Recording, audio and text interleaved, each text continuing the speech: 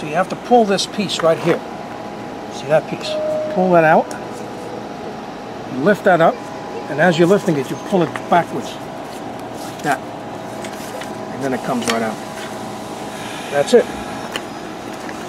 Okay, these are Bosch micro edge blades. I'm going to be using these. So let's open this up. There's some hardware that it comes with.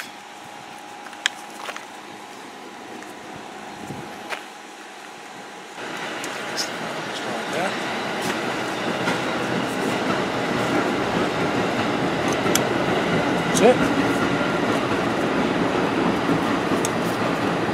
There you go, it's that simple. To remove the blades, all you need to do is to push these two pieces of metal apart and push it forward, and then it comes out.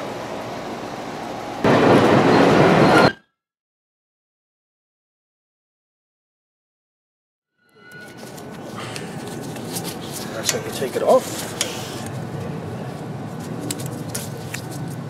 I'm going to replace it with the replacement.